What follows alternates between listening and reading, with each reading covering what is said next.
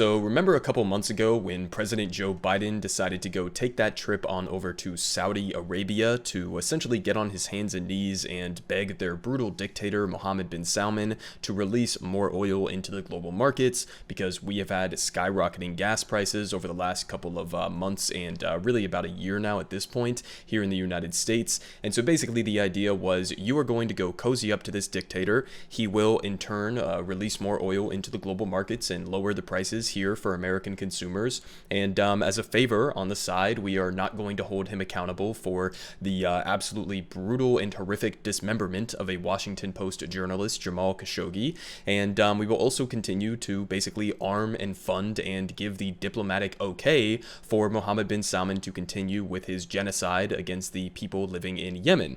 Now, that was the theory behind this entire plan, but as predicted, and I'm sure as you can tell by the title and the thumbnail of this video, that is not what has ended up happening. And so you've had Joe Biden essentially take this trip to go meet with MBS, and he has completely obliterated whatever tiny, maybe even fractional semblance of credibility that he had on human rights. And in the meantime, Saudi Arabia and OPEC, this cartel that controls the global oil supply in a large way, is actually going to be slashing oil output. Okay, so not only are they not going to be making the increases that Joe Biden was asking them to do, but they are giving him basically a double middle finger and saying we are going to be slashing our output because that helps them economically. Obviously, if you withhold the amount of oil that is going out onto the global market, that means you're going to have elevated prices. That is going to be an economic benefit to all of the countries that are within OPEC.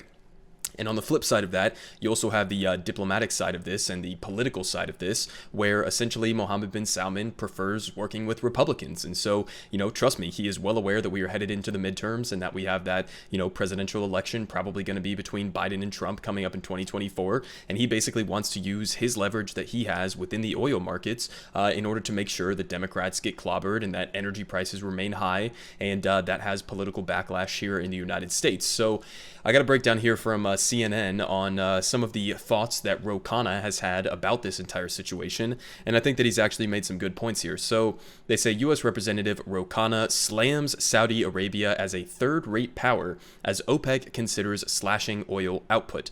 So they say U.S. Representative Khanna is calling for the White House to retaliate against Saudi Arabia if OPEC and its allies slash oil production in a bid to boost prices. He says this is beyond the pale. The California Democrat told CNN in a phone interview on Monday, they are actively fleecing the American people and destabilizing the economy. That's just outrageous. Who do they think they are? So he's 100% correct on that. They're going to give a little bit more details in terms of how this has slightly affected the energy markets already with this recent announcement. But also I think there's a point to be made there in terms of like fleecing the American people and destabilizing the economy. It's not just Saudi Arabia that dictates the price of gas at the pump. You also have sort of like middlemen and other entities that are involved in this equation beyond just OPEC, and that would be like the US and multinational corporations, the gigantic fossil fuel companies that are making record profits right now. I mean, you've seen this with Chevron and Exxon and BP and Shell.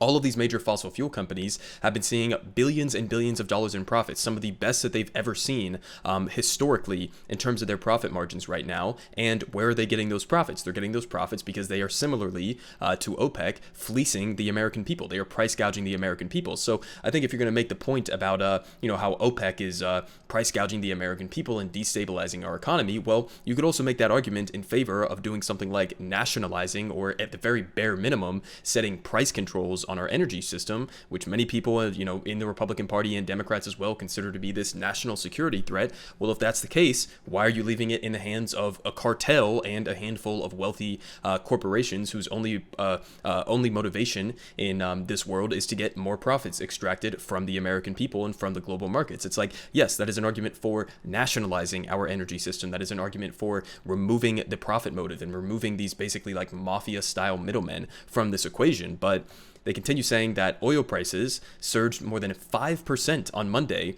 on reports that Saudi-led OPEC and its allies known as OPEC Plus, which basically just means Russia, plan to sharply cut oil output by more than 1 million barrels per day. They say such a move would be the largest production cuts since 2020 and could be announced on Wednesday when the group meets in Vienna. They say it's outrageous. The Saudis need to be dealt with harshly, said Khanna, a progressive who has been a tough critic of the kingdom's humanitarian track record. He says they are a third-rate power. We are the most powerful country in the world. I don't know why we kowtow to them. They say specifically, Khanna called on U.S. President Joe Biden to make it clear to Saudi Arabia that the United States will cut off the kingdom's aviation parts supply and prevent Raytheon and Boeing from selling to them. That would be absolutely based. They say Khanna, who chairs the House Subcommittee on the Environment, said OPEC production cuts will strengthen Russia and Vladimir Putin and weigh on consumers in the United States and Europe. He says they are not our allies, Khanna said of Saudi Arabia. They are hurting the American people, and we need to be tough with them. The president needs to make it clear that we will cut off their supply. We could ground their air force in a day. Now, this is something that I've been talking about on this channel for a while now, as Saudi Arabia has continued with their blockade. There seems to be somewhat of an ongoing ceasefire in terms of the war with the Houthis, which I think could more accurately be defined as a genocide more than a war in and of itself, with the addition of the blockade again. But this is a point that I've been making for months now on this channel, if not years now on this channel, is that we basically have a unilateral control over Saudi Arabia's military operations with this ongoing war. Now, if you guys remember, under Donald Trump, there was actually, like, miraculously a bipartisan resolution that passed calling for the United States to stop supporting that ongoing war in Yemen, and that was basically vetoed by Donald Trump. So a little bit of perspective in terms of, like, his foreign policy for some people who like to think that he was some sort of like a dove and that he wasn't a massive a war hawk as well. But I mean, this is something that, like, we have been talking about for a long time now, that the United States is basically propping up their entire military. So that's a significant amount of leverage, right? And he's talking about this here. You know, this is something we could do to Saudi Arabia, right? You get on the phone with Mohammed bin Salman, right? Joe Biden calls him up and says, listen, man, if you don't, increase your oil output, then we're going to cut off your supply of these weapons, this technology that we are giving you. And, good luck, I guess, going and finding the equivalent to that from Russia or, China or any other countries around the world that you want to work more closely with. Good luck and see you next time. I mean, that's what they could do in order to exercise a little bit of that leverage that we have over them and this ongoing war that they are trying to wage in Yemen. So I think that that's a good point there in terms of being tough on them. Now, I would make the further point and say that regardless of whether or not they are willing to increase their oil output, if these types of demands were met, we should just cut off their military supply. Why the fuck are we funding this country in the first place? I mean, this is a brutal dictatorship that dismembers journalists, that is perfectly willing to go and massacre innocent men, women, and children, that has incredibly theocratic and repressive policies domestically for their own population. I mean, it's massively corrupt. It's a dictatorship. I mean, what more can you say about this? This is not the type of fucking country that we should be selling weapons to or giving, aviation parts or anything else, military support, intelligence support, etc. We should not be giving them this point blank period. I mean, like, end of conversation, regardless of whether or not you want to do these, like, sort of backroomed demands to be made for this country. And this is where we get to the even better part here, is because, number one, we're talking about Joe Biden here, okay? Somebody who openly on the campaign trail committed to the promise saying that he was going to make Saudi Arabia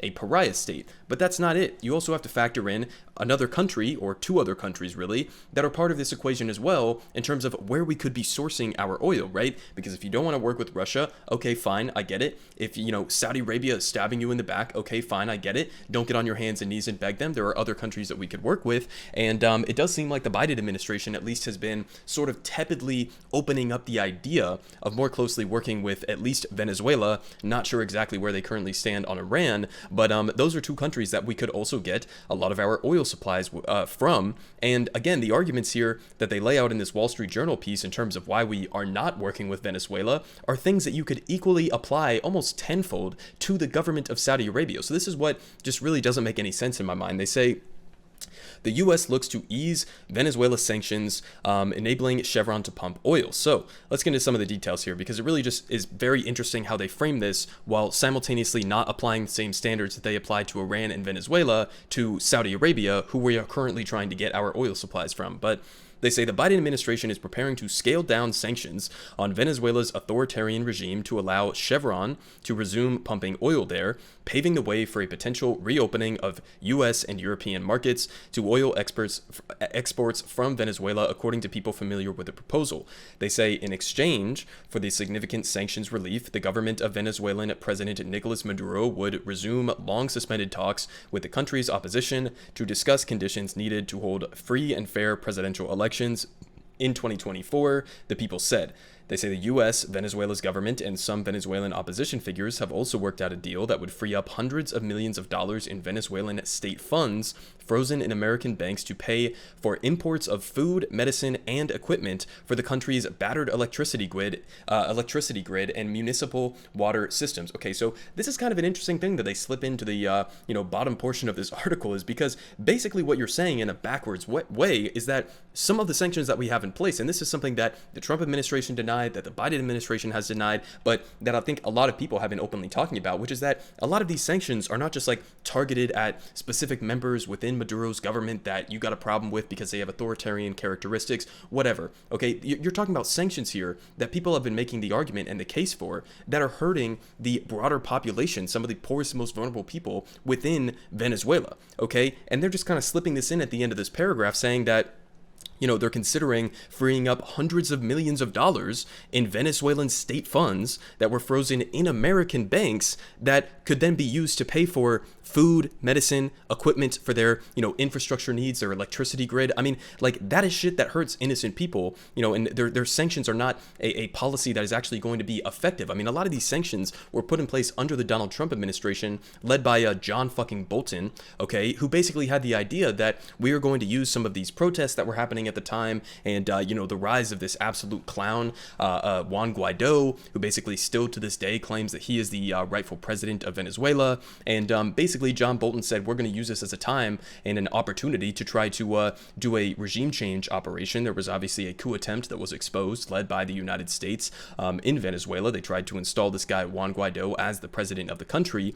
And he also slapped them with a bunch of these sanctions to basically try to hurt the civilian population as much as possible in order to then provide some sort of a baseline pressure for them to eventually do some sort of a revolution and topple the Maduro government. So, that's the purpose of these sanctions, and this is the purpose of all sanctions at the end of the day. For the most part, unless they're like hyper targeted and hyper specific on some elites within society, this is the point. They are economic warfare. And so the question to this is like, why the fuck are we not applying? Under the same logic here, right? If you think that Nicolas Maduro is this brutal dictator, authoritarian, horrible guy, right? One of the worst guys on the planet, whatever you want to think about him, if you were to apply the same logic as to why we have these sanctions on Venezuela, why do we not have those same sanctions on Saudi Arabia, right? Or why do we not have the same sanctions that we have put on Iran on Saudi Arabia?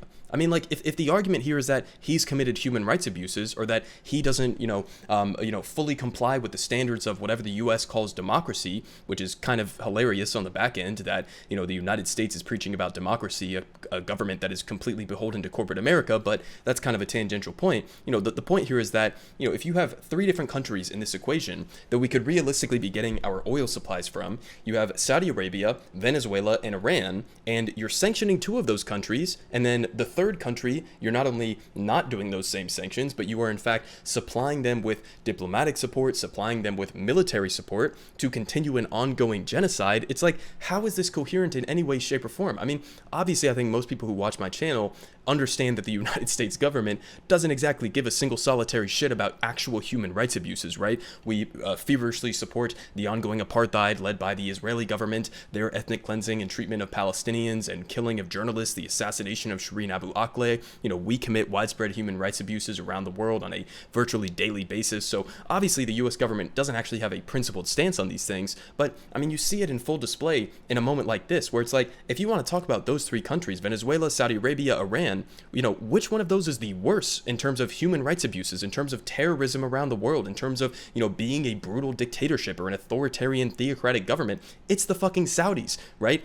That's the single worst actor out of those three countries that we're talking about. So why the fuck would we not use this as an opportunity to, number one, help to bring an end to what is currently probably the single worst crisis on the entire planet in Yemen, where you have hundreds of thousands of kids that are still at risk of dying. You could help to bring an end to that. You could also apply significant pressure to, diminish the power and influence that Saudi Arabia has to continue exporting terrorism around the region and around the world, and to continue repressing their own population. And in the meantime, you would also have these added benefits of, making a closer relationship with Venezuela and a lot of those sanctions that are very obviously hurting innocent civilians within the country, and open up their oil markets as well. And you could also work with Iran to ease some of their sanctions pressure, and use that as an avenue to reopen the Iran nuclear deal talks, right? And try to actually push for a revitalization of the Iran nuclear deal that was again dumped under Donald Trump. So, I mean, a lot of this is really like sort of cleanup work from foreign policy under Obama, as well as a lot of foreign policy mistakes made under Trump.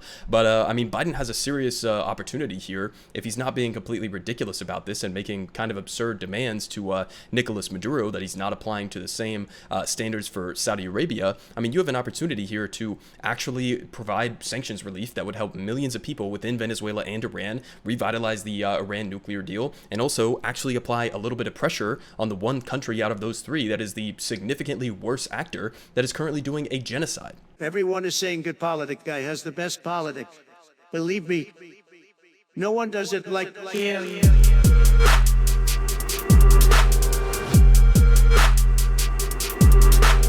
Believe me,